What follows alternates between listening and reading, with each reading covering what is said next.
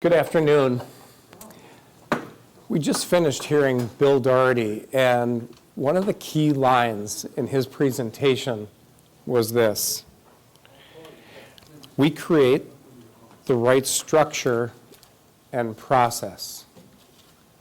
We create the right structure and process to bring red and blue together. If you heard about Bill's background, marriage counselor, he brings people together. So how timely is it that Homerun Leadership, my new book, I've sold about 2,000 books in the first year and a half, is all about bringing teams together. I'm actually working on a second book about bringing couples and partners together. So today, I'm so glad that you are here. We are just tickled to have this opportunity today to begin to share about one core, simple leadership strategy. A lot of people raise their hand in my presentations to say, Dave, is this your strategy? Nope. Is this new science that you're sharing in your presentation? No. It's really old science, and it's not my science. The coolest part about the science that you'll hear today is that it's everyone's science. When I did my dissertation work 20 years ago at St. Thomas, I studied great leaders, great systems that all focused on implementing change, decision-making, problem-solving.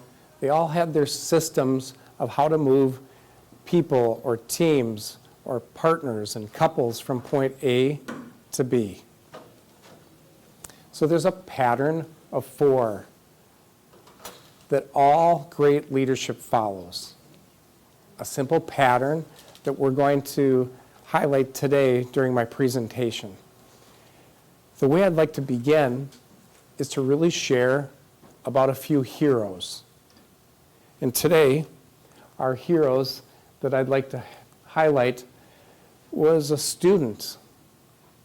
I'm a former superintendent of schools. An 8th grade student came knocking on our door because their current district couldn't meet their needs.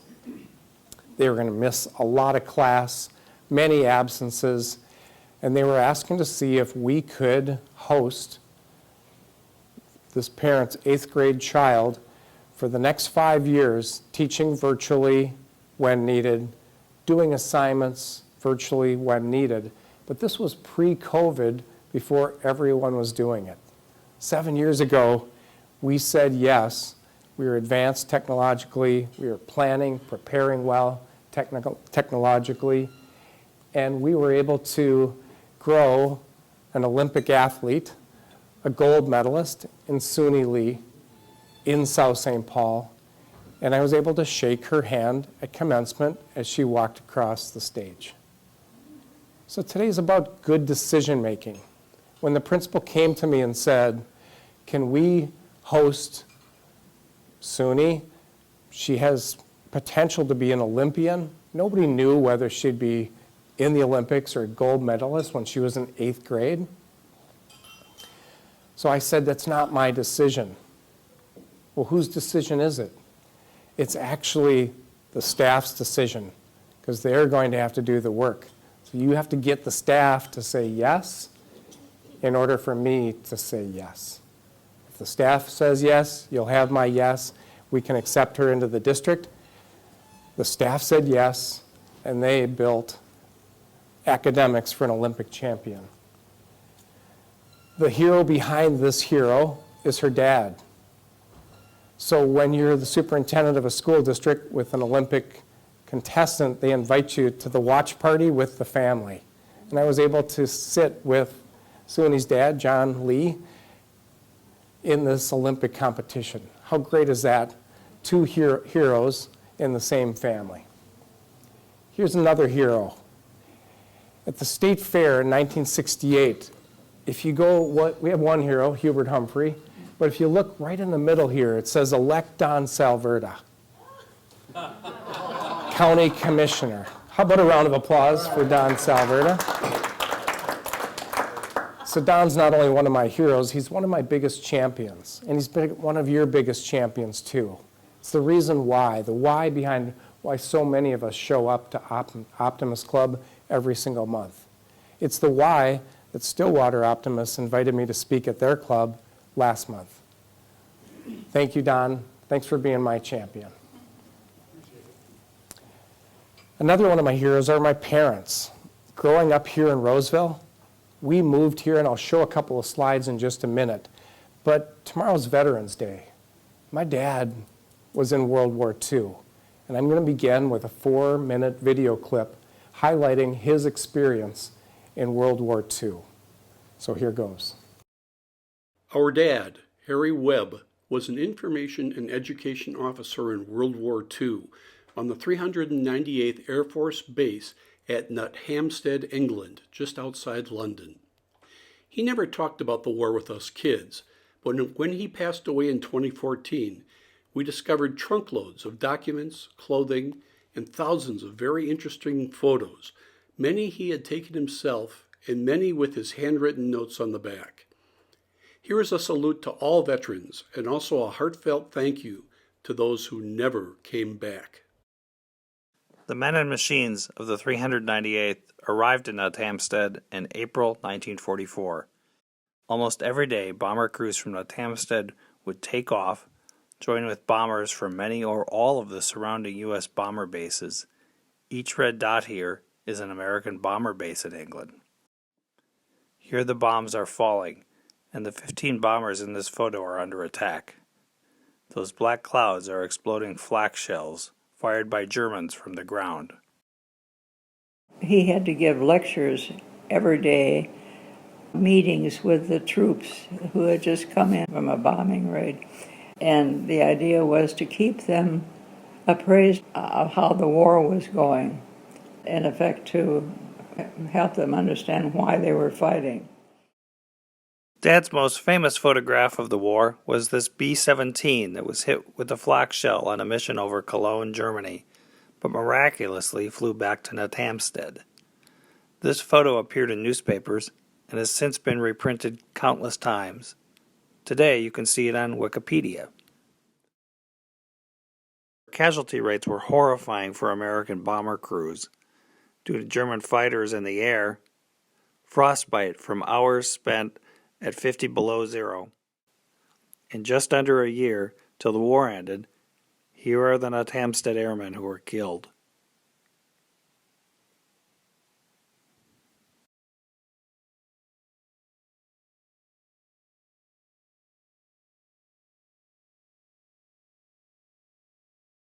Here's a list of the nearly 300 base crewmen who were shot down and captured as prisoners of war.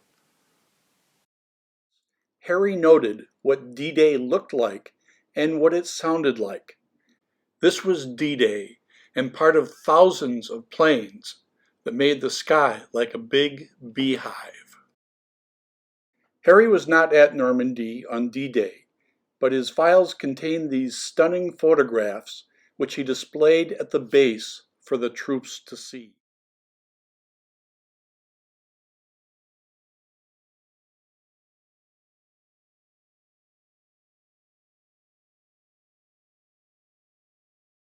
Germany surrendered in May 1945, igniting celebrations around the world. After the Nut Hampstead Air Base closed, Harry stayed on in England and was promoted to captain. Harry's photos include the celebration that occurred there in August 1945, when Japan surrendered and World War II was finally over.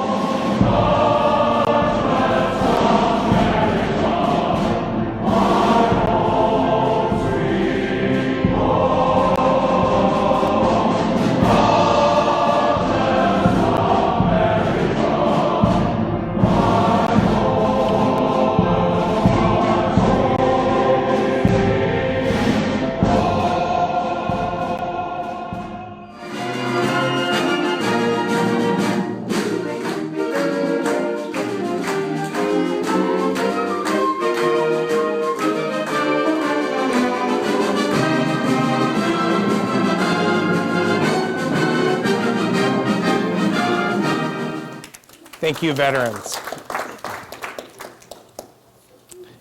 So just a special thank you to our veterans today in honor of Veterans Day. So we are here because of them. Thank you. So we have so many heroes in our lives. Parents, family. This is a picture of our family growing up in Roseville. We grew up just next to Brim Hall, right between Rosedale and the State Fair. And this is our house. Here's Fairview and Eldridge. That's Brim Hall on the left, in the upper left-hand corner, without any houses there back in the early 60s. The new house, some styling cars from back in the day. And my graduation photo from Roseville High School, Ramsey High School. And here I am doing the, reading the names at commencement for Roseville Ramsey High School. So I ended up going to St. Thomas, thanks to my dad, taught at St. Thomas. That's where the free tuition was. That's what our family could afford. So I knew in about second grade, that's where I was headed. Ended up connecting with the world language camps, the Concordia language villages.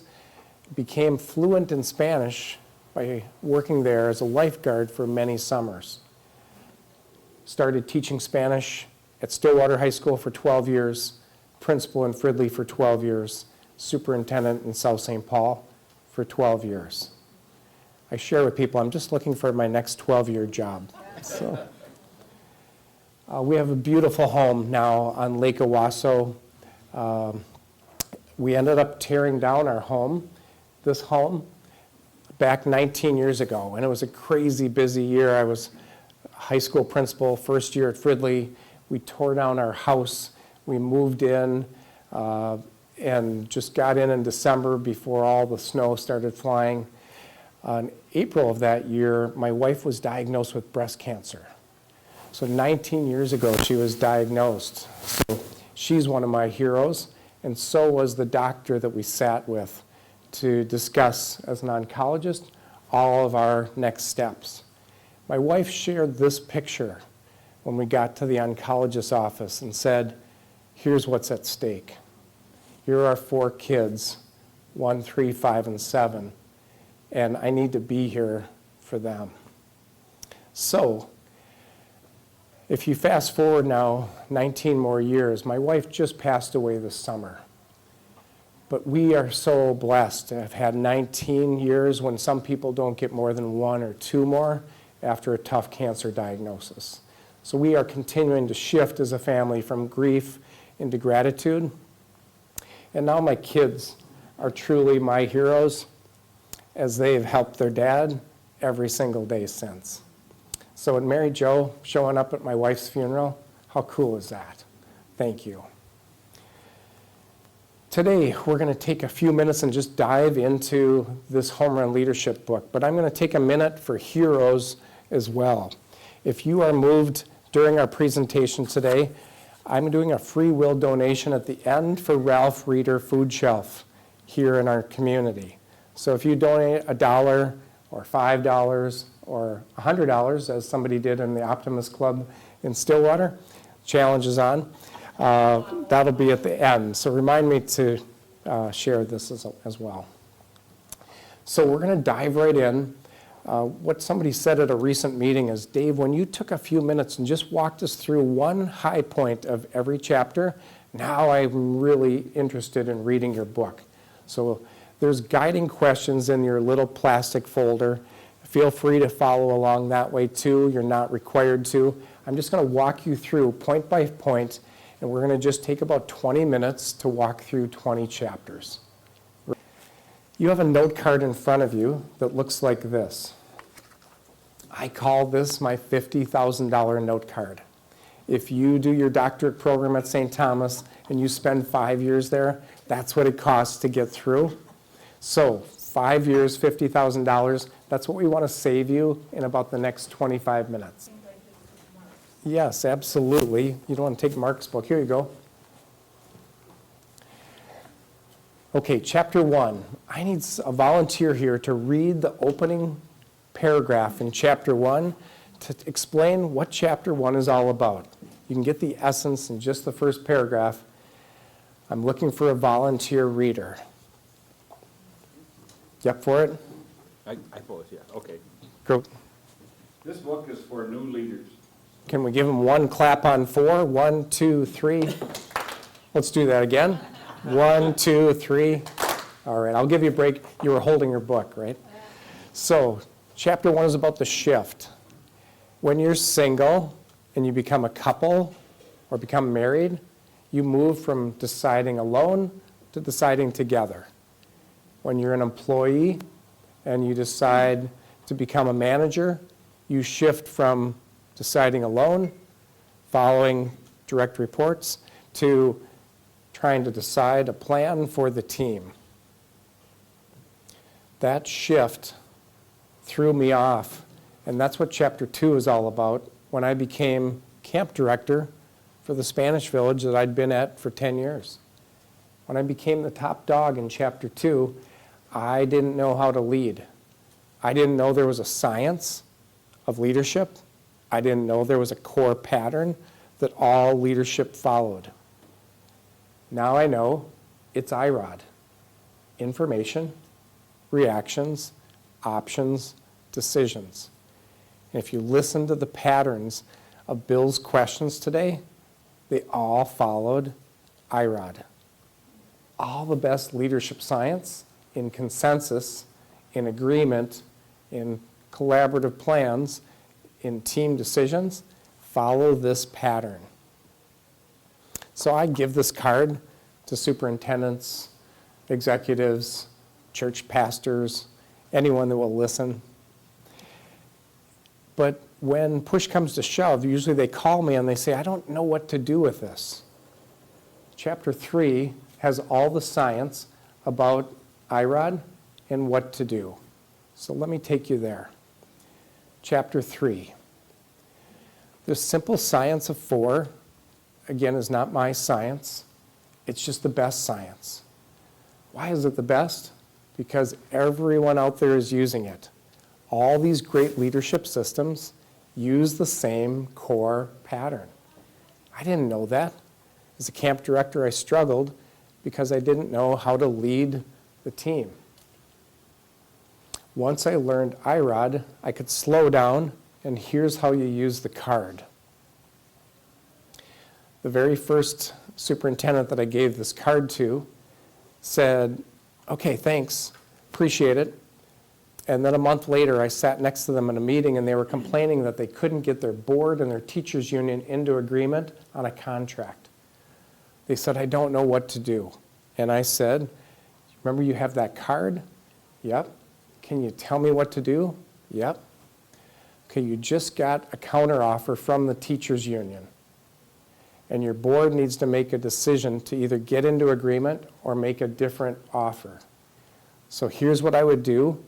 I would walk into the conference room with your board, and I would ask these 4 questions. So, and here's how it sounds. We just got a contract counterproposal from the Teachers Union Board of Directors, and here's the information that you need to know about that. First base, information. Do any of you as board members need any additional information?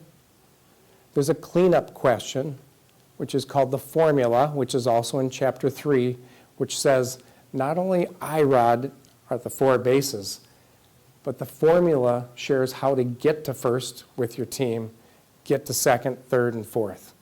The key formula question is anything else. So here's all the information about the contract. That's the I in IROD. Is there any other additional information you need? Is the formula cleanup question to make sure everybody has all the information they need. If you can ask that question and nobody answers, you can go to second base. If somebody says, yeah, I also need to know about this portion of their counteroffer, you got to get that piece of information and ask anything else and anything else. And you stay at first base.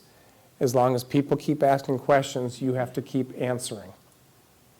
Once you get crickets, the formula said it's your ticket to the next base. That's the science of just first base.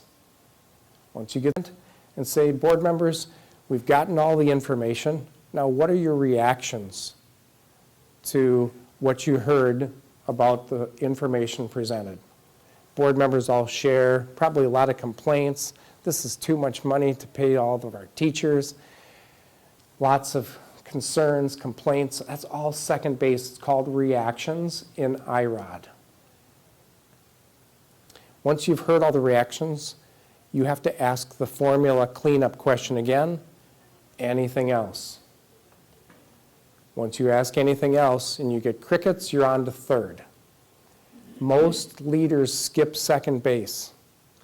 Most leaders fall down at third base because they don't know what to do. This little 50,000 note card gives you both. If you ask, can I get your reactions to this? Like, just think of any big decision in your life. I'm just about to do this. Could I get your feedback on that? Very few of us take time to ask for reactions to direction we're about to take. So most leaders skip second, third base. There are 4 steps at third base. There's listing the options. So board members, I want to list a few options for you. We can accept this counteroffer as is. We can counter with our own proposal, or we can continue to stall. What are the pros and cons of those options? Pros, cons. So you actually have 4 columns at third base. First column is, what are our options? We can accept the counteroffer, we can propose our own, or we can just study this a while. First column, second column is all the pros, third column is all the cons. Fourth column is we get to vote. We get to cast our vote. Most leaders fall down at third base because they get nervous, they get scared, and they try to make a quick, oftentimes bad decision to get out of this situation. That's where most leaders fail. They usually try to make a quick decision to avoid the heat and make the wrong, quick, bad decision, and it ends up costing them 2 and 3 times more work. That's the science that will get you to team consensus every single time. Chapter 4. Chapter 4, I cite all the great leadership literature. One of the trainings that I actually cite, you remember Irina spoke here about 3 months ago, Leadership Lessons Learned. So her science is cited in the book.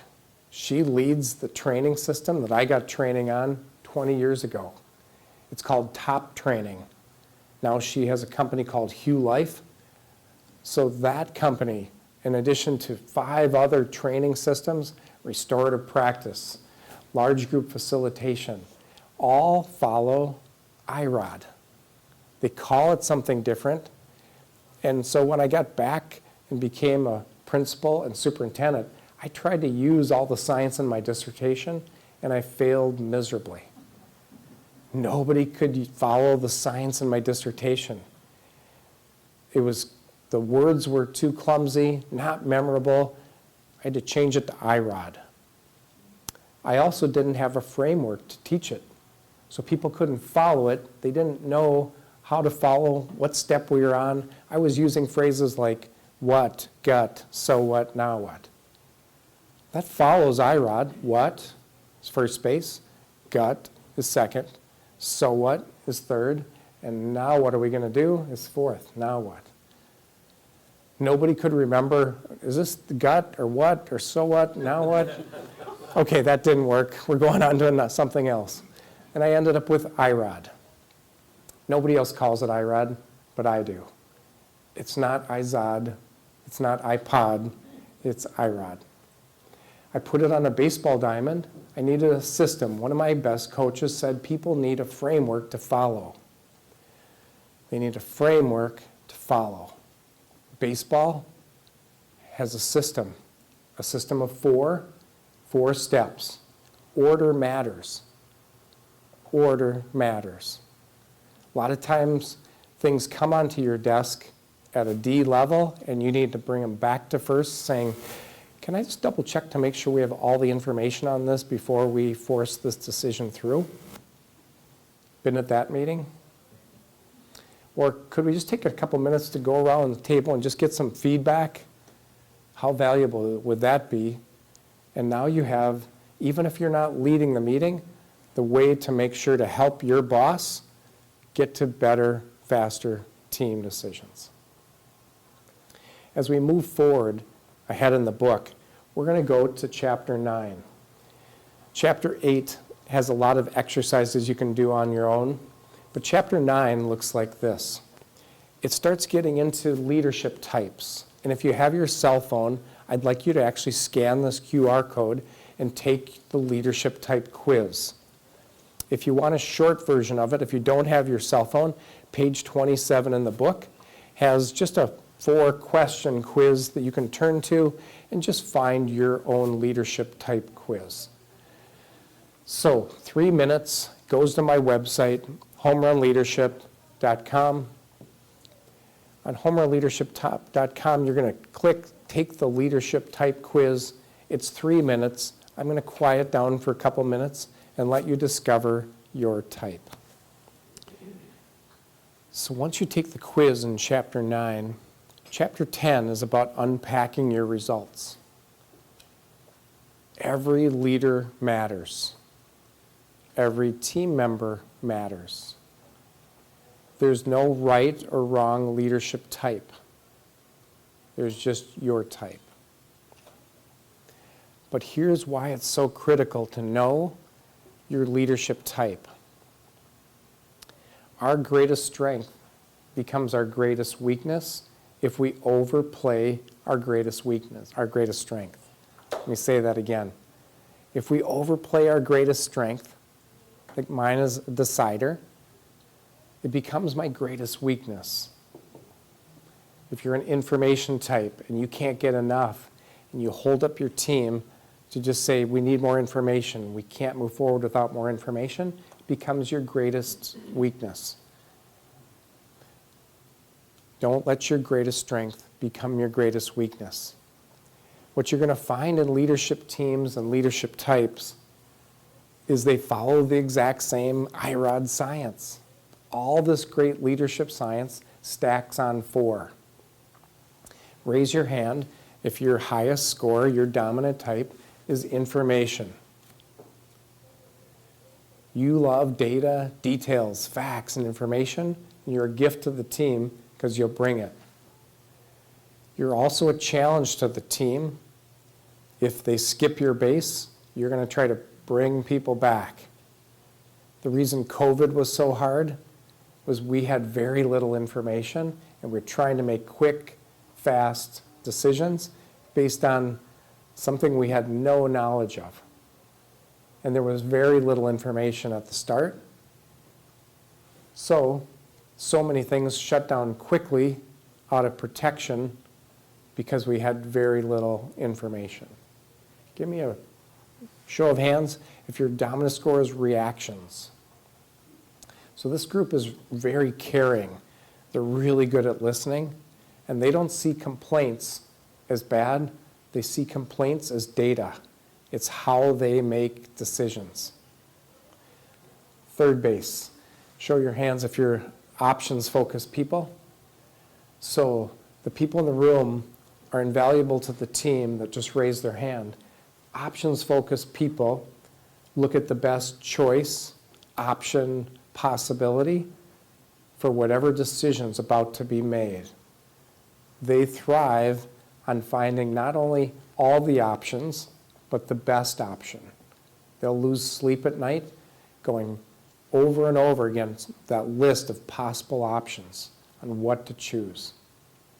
The other gift that they bring is they often score 5, 5, 5 at first, second, and third, or 4, 4, 5. Their first, second, and third base scores are really high. Why? In order to make the best choice, you got to make sure that you're vetting those with the best pros and cons. So they keep going first, second, third as third basers That's how they make decisions. Fourth basers, raise your hand if you're a decider in the room. Anybody surprised that Don's hand just went up? So mine's there too. Don and I are both Ds. We're deciders. We like to jump in and go. Sometimes they call us shoot, ready, aim people. That'll hit you on the way home. So, leadership types, decision process, problem-solving process, restorative practices, large group facilitation.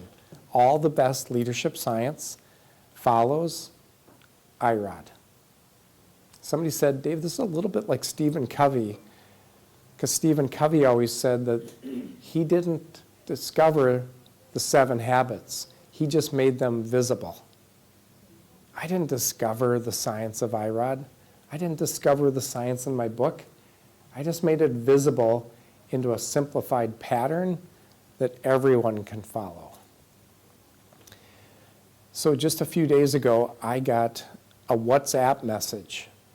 I connect with my Norwegian relatives sometimes on WhatsApp, but this one came from Japan.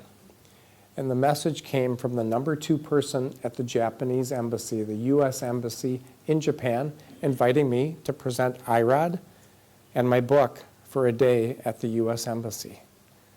Like, how cool is that? I was just giving a presentation last Friday, and the gentleman came in just beforehand, and he had bought 4 books in a rush just prior to my previous presentation.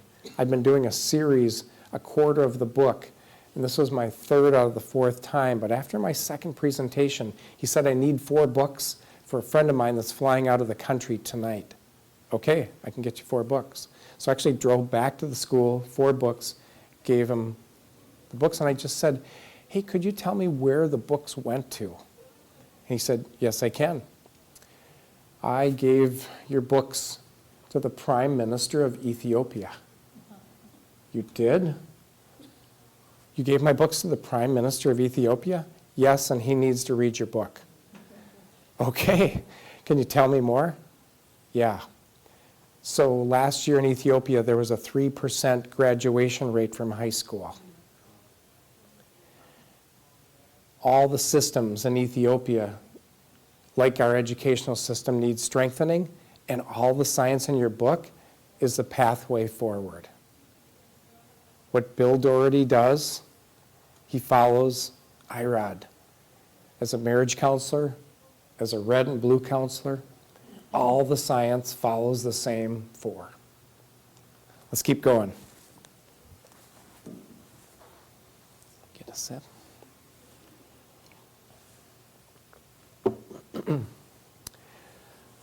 So let's turn next to chapter 11. In chapter 11, you're going to see 4 strikeouts. This is the stories that I wrote for my Hamlin doctorate program. I taught the Hamlin superintendent class for 4 years, and I put these stories together about leaders that overplay their strengths. First base strikes out because the information meeting he runs is all focused on information. They can never make a decision. The second base leader steps up. She strikes out too because she's all focused on everyone's feedback. Doesn't get to a decision. Third base person steps up, strikes out because they overplay options and they can never get to a decision. They just want to list more and more options. And Dave Decider, I poke fun at myself in the book, call the guy Dave, it was Dave Decider, and he strikes out because he comes into the meeting telling everybody how it's going to be. Doesn't get any additional information, doesn't get feedback, doesn't look at better options. Dave just decides and strikes out. The home run formula is the next chapter, in chapter 12, that you can follow and read and get more in depth when you get there on your own time. But the home run scenario in chapter 12 is your pathway forward. So, chapter 13 gives you some strategies about how to help your boss when your boss isn't running the bases. Chapter 14 is all about innovation and improvement. I have a new app that I've been launching now that goes with the book, and I'm going to take a minute and see if I can bring that up for you today. On your phones, if you have your phone with you, I'd like you to go to the website called homerunassessment.com. Homerun Assessment, 4 S's in assessment. Homerunassessment.com. If you don't have your phone, try to sit next to somebody that does. And I might need a Wi-Fi code for this room if somebody knows what that is. Thank you. Let's go here. Okay, here we go. So your screen should look like this. So my techie son, who worked for a nuclear power company this summer here in Shoreview, right next to the community center, Westinghouse, built this app. And teams across the metro now have been using this to drive innovation. So Chapter 13 has another framework that uses IROD. The whole start of the book is about problem solving and decision making. You have the questions on your little note card. There's 4 new questions if you want to drive innovation with your team. The simple questions, if you want to drive innovation with your team, I was just with a church this last weekend, and they said, let's put our whole church into your innovation framework. Can we talk about what's working well at our church, what's not, what ideas do you have for improvement? Is the core of innovation questions. I've done it for Edina Public Schools. I did it for the church this weekend, for Becker Public Schools. For any time that you need to innovate, like we did it after commencement every year, we wanted to improve the next commencement as a high school principal, we use these questions. Today, we are going to innovate about the Minnesota State Fair. You've all been to the State Fair? Here we go. So, I'm going to host a room, and you're going to get a code. The code is JUKX94. JUKX94. And as soon as you enter that, and you want to write that code on a piece of paper, so if you get bumped out, we'll still be able to get back in. Write that code, JUKX94, on a piece of paper. As you log in, you're going to put in your name, first name, last name, email address, and then put in your name and hit submit. Mary Jo's in, Terry's in, Dave B's in, Julia's in. You're going to start to see your team appear on the screen. This app is free for you to use. I would just ask, I need your feedback. We're working with professional app developers now. As my son said, Dad, I got to get back to my classes and finish and graduate. So can you find a professional app developer to finish this off? Yes, I can. So everyone's logged in. We're going to go to the next screen to keep it moving. JUKX94. If you haven't written that down yet, now's your time. So I built this app to improve teams and teamwork. We use this app on ourselves. I've used it in other school districts and churches and organizations. So when you just need to improve your own teamwork, you don't have to change the questions. If you want to improve the Minnesota State Fair, you have to take out the word teamwork, and here we go. What part of the Minnesota State Fair is working well? I want your compliments about the Minnesota State Fair. Go ahead and enter those now.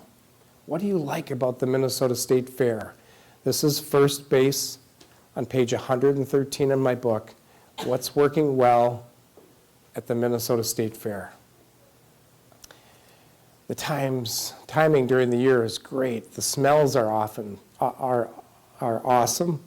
Food choices, great food, free music venues. So much to love about the Minnesota State Fair. So why an innovation starting with a positive? Why is that important? Well, we would tell teachers every night before parent-teacher conferences, start with a positive. So if you're sharing concerns, parents can hear the concerns about their own kid. Don't start with a negative. Always start with a positive. So as these keep scrolling, you're going to be reading these off with your team. You're going to scroll down, welcoming atmosphere, time with friends, animals. Like, look at all the positives about the Minnesota State Fair. And you know and I know there's room for improvement. With each of your teams, there's room for improvement. We could have put what's working well with the Optimist Club, what's not, what ideas we have for improvement. Whatever you want to make better, here's your ticket. We're going to go to what I call second base. Next. What part of the Minnesota State Fair isn't working as well as it could be? Go ahead and type in your answers. It'll start to appear. There's fun and lots of vendors. This might have came off the first one, but food might not be long lines for pickle pizza. Like, don't you hate that? Parking. What else isn't working as well as it could be? Large crowds. Safety, expense. Just the cost of tickets to get in the fair is a lot, right? Safety issues, lines at restrooms, long lines for food and parking. So why is this important? If you know the science of IROD, you can develop the app to drive IROD. So we're developing an app for problem solving and decision making based off of your note card. We're developing an app here for innovation based off of the science. If it always goes there, you can ask those questions and drive innovation. So with the church this weekend that I was with, they shared like 30 concerns about the church. Board members on the way out the door said, thank you for being able to celebrate what's working well and also discuss what's not. We're going to go to third base now. We would take a lot more time there if it was an actual process. We're going to take out the word teamwork again, put in the Minnesota State Fair. What ideas can you brainstorm to make the Minnesota State Fair even better? Here's third base. Remember, it's the lists. You got to make a list of all the options, talk about pros, talk about cons. The science is always the same. Like, I'm really the dry science guy because the science always follows the same. I'm just making sure you're on the right step at the right minute. Add a third weekend. How great would that be? More healthy food options, transportation options. How else can we improve the Minnesota State Fair? And think for a minute how you can improve your own life and your world of work with this app. That's our goal. Any other options to improve the Minnesota State Fair? You ask anything else? Is your cleanup question for third base. Cooling stations, more buses, flexible staffing. So in the app, rather than building in pros and cons, we did this. So I'm going to move forward to keep us moving. You can now star rank these, 5 being the best, 1 being the worst, and go ahead on your phone and you can star rank each of these items for which ideas you think are the best ways to improve your team, best ways to improve your organization, best ways today to improve the Minnesota State Fair. Why is this golden? It gives you what Bill George said. Don gave me Bill George's book about true north. This gives you your true north. By following the innovation process, by following the science of IROD, you now have the rankings from your team on how your team says we could innovate and improve the Minnesota State Fair. And I just call that a home run. This is open to you, homerunassessment.com. It's open and free until it isn't. It'll probably take us a couple more months to finish and redesign and upgrade the app into something actually usable. You can still get bumped off. There's one more step after this that I won't go into, but it's really about identifying an action step. So I take you back to third base. You're going to brainstorm what's one step we could now take to meet our vision, star rank those, so you'll leave not only with a vision, true north, but you're going to leave with your best action step as well. Okay? So, today,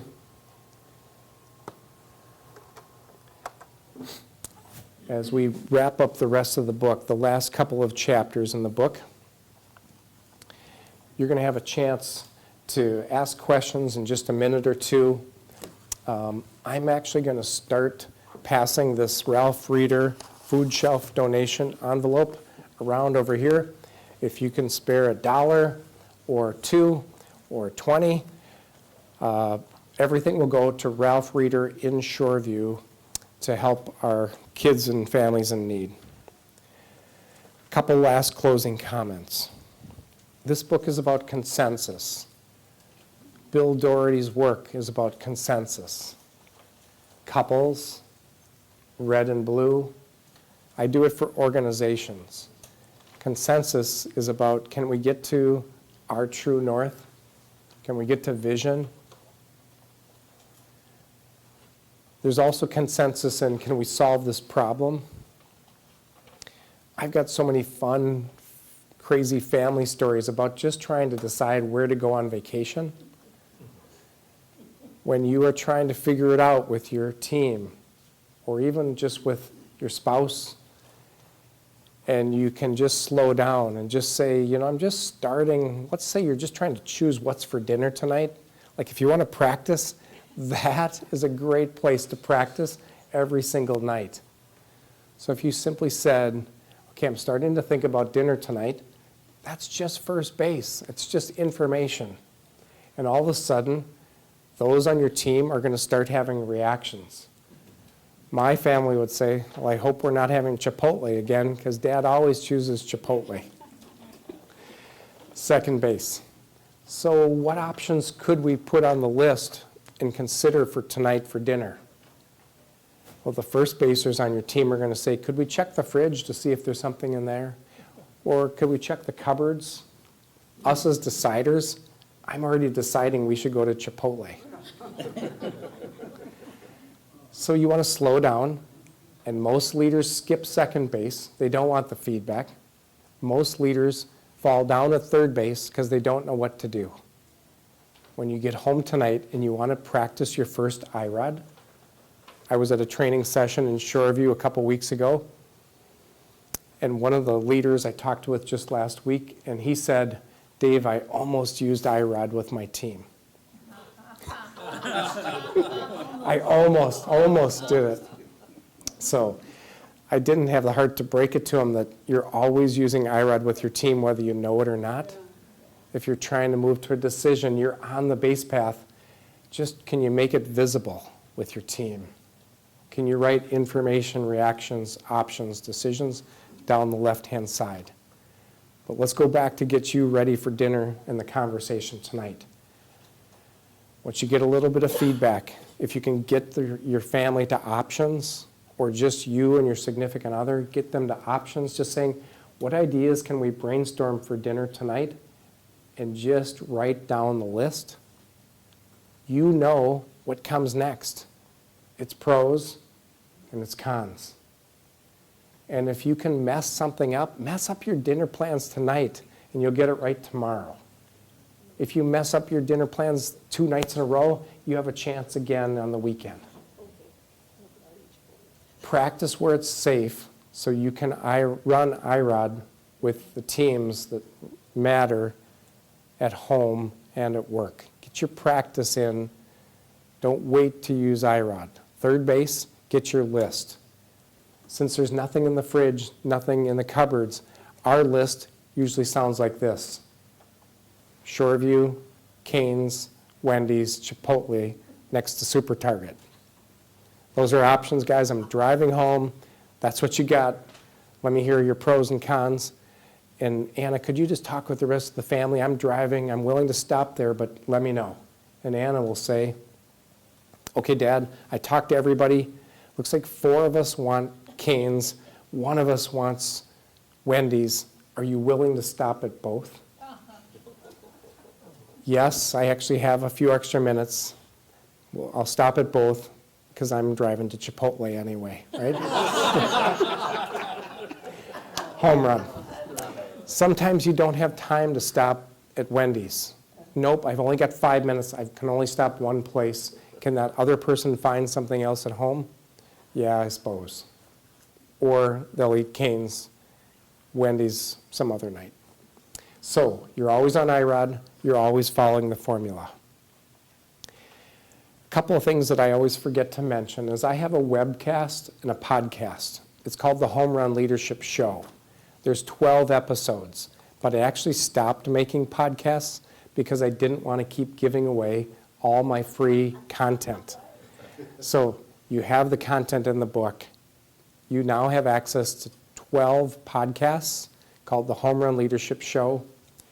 One of the very first speakers here at the Optimist Club was Cindra Kampoff. Cindra just dropped her podcast yesterday featuring home run leadership. It's an hour-long podcast. Cindra just peppers me with questions about the book, and I give example after example of how you can be a better base runner at home and at work. So, let me pause there, quiet down for questions. Going to Mary Jo's question, here's some key strategies. Slower is better. You got to set up, like Bill Doherty said, you got to set up the systems and structures. The systems and structures.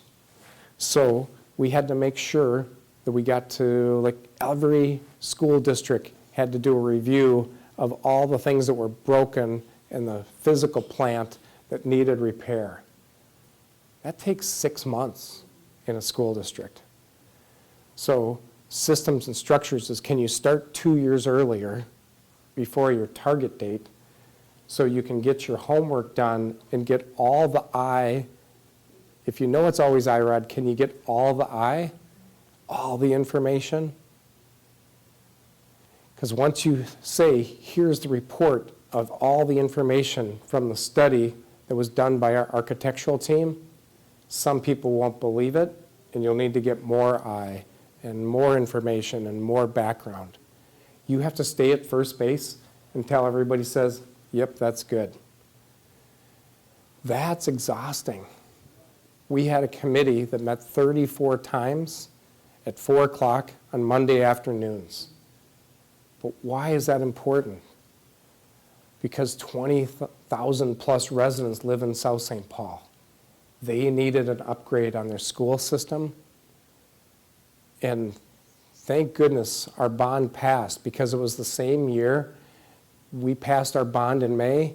That May, Governor Dayton approved all-day kindergarten for kids in Minnesota.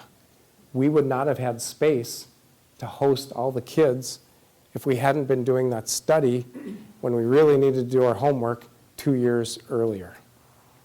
We didn't know that was going to happen that year, but as we were building additions and increasing enrollment, we had to keep planning ahead.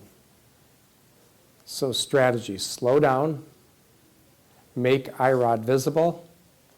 If you can use systems where you can have and elevate all voices, that's why I think the app is golden, because nobody here dominated the meeting, but you all participated. You all saw the results. You all gave feedback. When I was facilitating a year and a half ago for the Edina School Board, we had flip charts and Post-it notes. And we had all the I, all the R, all the O to get to the D. Now we can use the app, save all the paper, all the markers, and still follow high rod. That help? Home run. Have a great afternoon.